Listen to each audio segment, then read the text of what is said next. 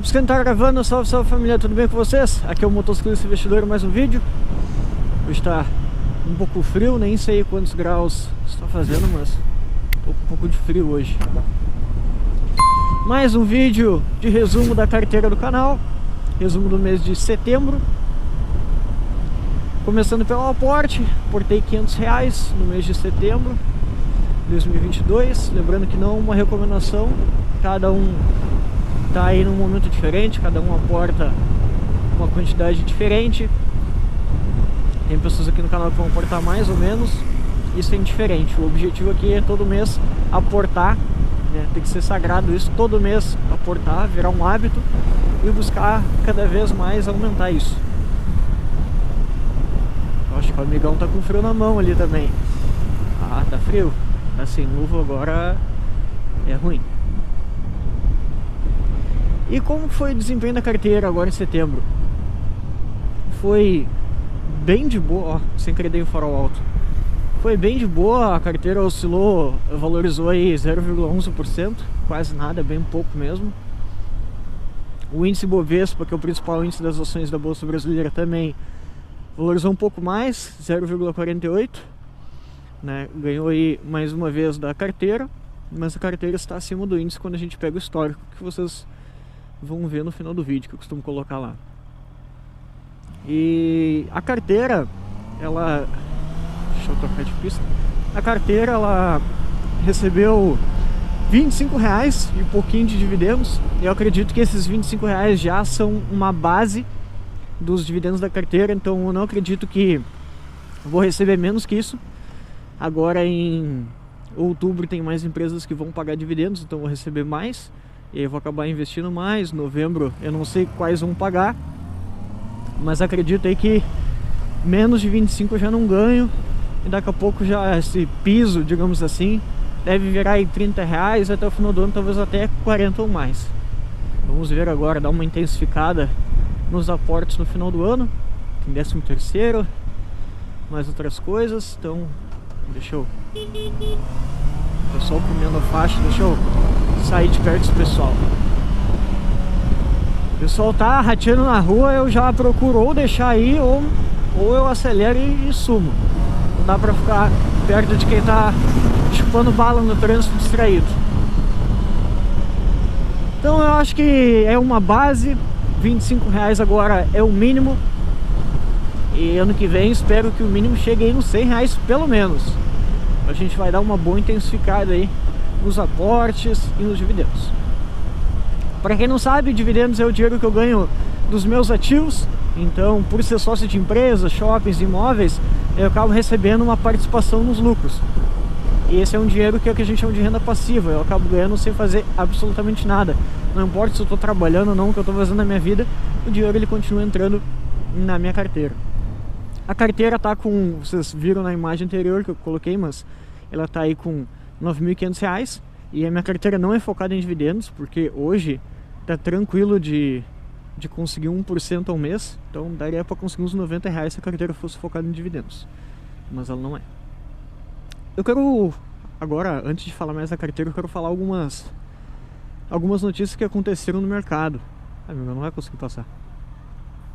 Tinha uma GS. Opa! Tive que pausar aqui o vídeo. O cara parou pra trocar uma ideia comigo aqui no trânsito. Mas continuando, família, eu quero falar algumas notícias referentes ao mês de setembro. E pra quem não sabe, XP Semions é um fundo imobiliário que ele ficou sem inquilino. Ele é um fundo imobiliário de um único prédio, um único ativo. Ficou sem inquilino desde 2020, que era a Petrobras. E ele acabou conseguindo um inquilino para ocupar 15% do prédio. Então essa foi uma das notícias aí. Não sei se alguém é investidor desse fundo imobiliário. E falando da Petrobras, ela foi eleita aí agora no final de agosto, na realidade em setembro, ela foi eleita a maior pagadora de dividendos do segundo trimestre do mundo. Olha só que interessante. Então ela chegou a pagar aí 9,7 bilhões em dividendos, muito dinheiro. Ela chegou aí Eu acho que chegou nos 50% de dividend yield, lembrando que o dividend yield ele é um indicador baseado no preço. Então ela pagou muito dividendo, e se por acaso a Petrobras começar a desvalorizar, cair a cotação, o dividend yield ele vai acabar aumentando em porcentagem. Então a gente tem que tomar cuidado em relação a isso, mas foi uma porcentagem absurda que eu nunca vi em outra empresa. E a Petrobras não é qualquer empresa, né? Apesar de ser estatal, ter essa questão aí, mas ela pagou muitos dividendos. E eu acho, na realidade eu já vi até notícias em relação a isso, que o governo pressionou a Petrobras para distribuir mais dividendos. Por quê? O maior acionista da Petrobras é o governo. Então quem mais ganha dinheiro com isso, com esses pagamentos de dividendos, é o próprio governo. E o governo está precisando de dinheiro. Quer dizer, não estou justificando, eu estou dizendo o que está acontecendo. O governo quer arrecadar cada vez mais, principalmente agora próximo das eleições, né? Inclusive já aconteceram no momento que eu estou gravando, pelo menos o primeiro turno. E junto a isso eu também quero falar da deflação. A gente está tendo uma queda aí no IPCA, principal índice da inflação. Então, se eu não me engano, já é o terceiro mês seguido. Vou colocar aí para vocês. Em agosto teve uma queda, acho que de 0,36%, se eu não me engano. Isso é muito bom, eu acredito que não é algo que vai durar tanto. Não tem como achar isso, que a gente vai ter uma deflação durante um período longo. São alguns meses, mas pelo menos se a gente tiver a queda da inflação, já é um grande avanço, já é ótimo. Mas vamos ver aí o que vai acontecer no final do ano, até o final do ano, em 2023. Se ela pelo menos cair e continuar diminuindo, já é ótimo. Bom, amigão, pode arrancar. Arranca que eu vou entrar na rua aqui do lado. Tá tudo molhado aqui. Voltando um pouco para a carteira, depois de falar dessas notícias, queda do IPCA, queda dos preços, queda da gasolina, né? O preço da gasolina caiu bastante por vários motivos, não só a pressão, também barril de petróleo, dólar, algumas outras coisas que eu não vou entrar em detalhes, não é um objetivo detalhar isso, mas comentar aqui com vocês no geral das coisas que aconteceram no mês de setembro. A gasolina já vem caindo um pouquinho mais tempo, na realidade. Vamos ver. Tá tranquilo. O que eu fiz de aportes? Eu acho que o importante ressaltar aqui é o aporte no exterior. Então eu aportei mais R$200 no exterior, aproveitando essa queda que a gente está tendo. Eu vou colocar uma imagem para vocês do S&P 500, que é o principal índice da Bolsa Americana, das 500 maiores empresas, e tem aí caído mais de 20% no ano. É algo bem difícil de ver. Eu vou colocar outra imagem para vocês do histórico do S&P 500 para vocês terem uma noção. Algumas pessoas perguntaram se é uma oportunidade, para vocês terem uma noção dos anos anteriores, como que foi as oscilações do S&P 500, se vocês mesmos tirem a própria conclusão se é uma oportunidade ou não. Eu estou comprando, eu vou colocar a imagem para vocês de quanto que eu estou na carteira. Estou em torno aí de uns 15% mais ou menos de exposição exterior. Quero ficar em 20%, vou deixar mais próximo de 20%. Então vou fazer mais aportes aí no exterior. E eu quero anunciar aqui para vocês algumas mudanças, pelo menos eu notei só agora, na Avenue, que é a corretora que eu utilizo para investir no exterior. Se alguém quiser conhecer, é só baixar e instalar. Lembrando que não é patrocinado aqui do canal, estou só compartilhando com vocês porque eu uso, eu gosto, tá? Mas tem outros corretores. Então ela é uma corretora internacional e por ela eu consigo fazer o câmbio, trocar meus reais por dólares e investir diretamente nas empresas no exterior. E aí teve algumas mudanças. Agora, antes, se não me engano, eu não me lembro se R$10 já podia, tá? Eu vou colocar 50 porque eu não lembro de cabeça, mas era um valor bem baixo para poder fazer o câmbio. Eu acho que com R$10 já dava pra fazer o câmbio. Era um valor bem baixo. E agora tem que ser no mínimo 200. Então todas as vezes que eu for mandar um dinheiro pro exterior, vai ser no mínimo R$200. Certo? Não tem valor mínimo para investir nas ações. E inclusive, para quem não sabe, no exterior nós conseguimos comprar de maneira fracionada. Então se eu vou comprar ações da Apple, por exemplo, Eu não preciso comprar uma ação da Apple que está custando aí na casa dos 140 dólares. Eu posso comprar uma fração, um décimo da ação da Apple, ou eu posso comprar por valor, que é o que eu costumo fazer. Então, o que é por valor? Eu coloco lá a ação que eu quero comprar e eu coloco o dinheiro. Tipo assim, quero investir 30 dólares na Apple, então eu vou lá e compro 30 dólares de Apple. E ele vai me dar a fração exata conforme o dinheiro que eu colocar. Deixa eu abrir aqui a viseira. Então isso é muito bom, porque senão teria várias empresas aí que a maioria dos investidores não íamos conseguir investir. Então isso é muito bacana. A Amazon, até pra vocês terem uma noção, agora ela dividiu, não tem ideia de quanto está o preço.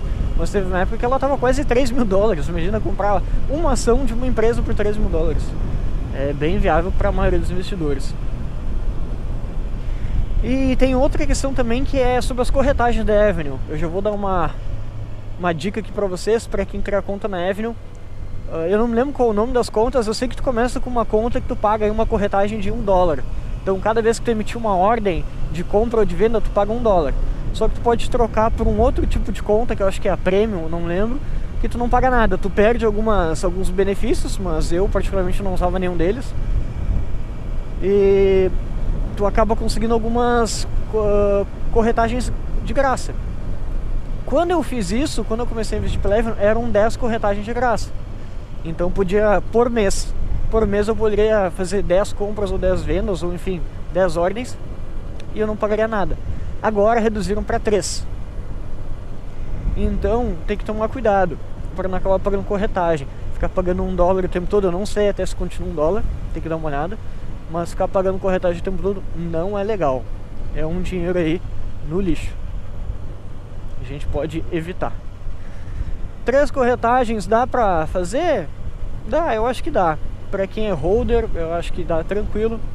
A gente compra as ações buscando ser sócios, então é só tu fazer uma boa seleção, comprar aí uma ação ou 2 ações, deixar uma corretagem se quiser fazer alguma venda ou outra compra, sem problemas. Não precisa também comprar pingado, executar as 3 o tempo todo. Eu, por exemplo, tenho 2 ativos só na carteira por enquanto, que é o ETF e a Amazon. Então eu vou comprar um pouco de cada um, às vezes talvez eu só compro o ETF. E é isso. 100 neura dá tranquilo para investir com 3 corretagens apenas. Em relação às eleições, vocês sabem, eu já falei aqui que eu não mudei nada da carteira. Eu até dei uma investida nos últimos meses aí no exterior, mas eu não mudei absolutamente nada na minha carteira. Porque você tem que entender que pode influenciar no curto prazo, dependendo de quem for eleito? Pode, sim. Só que quando a gente investe em empresas, nós estamos pensando em 5, 10, 15, 20 anos à frente. E não 4. E outra, se tu comprou uma empresa, investiu numa empresa, virou sócio de uma empresa, focando em longo prazo, e notícias de curto prazo vão acabar te afetando, então das duas uma, ou tu tá sendo mão de alface e tá te abalando por causa das notícias de curto prazo, que é horrível. Não faça isso, não seja esse tipo de investidor, mão de alface, que qualquer notícia aí já vai ficar com medo e querer vender os ativos. Não seja esse tipo de investidor. Ou, se realmente aparecer uma notícia de curto prazo que faça sentido tu vender a tua ação, o teu ativo, então quer dizer que quando tu fez uma análise para saber se valia a pena ou não, a tua análise estava totalmente errada e não fez o menor sentido. Então tu tem que focar em estudar mais e saber analisar melhor os ativos que merecem fazer parte da tua carteira. Certo, família? Não vamos deixar as notícias e as coisas de curto prazo nos afetarem. Tem gente que acha que dependendo do que acontecer a eleição vai acabar com o país. Pessoal, não é bem assim que as coisas acontecem. A gente não pode ser extremista assim. E também há uma possibilidade das coisas piorarem. Não vou entrar em detalhes de quanto podem piorar. E por isso que eu tenho uma parte no exterior. Ela serve para isso também, família. Se o nosso real desvalorizar muito, não importa o quão bom tu é investindo, não importa o quanto de rentabilidade tu tem, se tu só tiver real, tu pode acabar não tendo nada. Então é importante, eu não estou entrando no mérito político, eu estou falando na parte financeira. É fundamental tu ter outras moedas e tu ter investimentos no exterior. É fundamental isso, família. Isso faz parte de um dos riscos da diversificação. Então anotem, vocês têm que ter diversificação não só em ativos, em classe de ativos, mas também em moedas, países. Quero trazer aqui os dados da carteira, o balanço da carteira, deixa eu colocar aqui para vocês como que ficou. O balanço da carteira e o balanço desejado. Quero mostrar aqui também a rentabilidade. Acompanhem, observem que a carteira está tendo um desempenho bem parecido com o Ibovespa mesmo, mas a queda nas criptomoedas foi forte, queda no exterior também está sendo bem forte, então tá tranquilo, e mesmo assim ainda a carteira está ganhando. Quando as coisas começarem a melhorar, a carteira vai voar, família. Se eu fiz as escolhas certas dos ativos, ela vai voar. Segue o extrato também com todas as movimentações que eu fiz durante o mês de setembro. Opa, aqui essa rua aqui é muito ruim, tem que ir bem devagar. É isso, família, esse foi o resumo do mês de setembro. Qualquer dúvida ou comentário, coisa que tu queira me falar, só colocar aí nos comentários ou me chamar no Instagram @motociclistainvestidor. Eu vou ficando por aqui. Um abraço para vocês, até mais e tchau, tchau!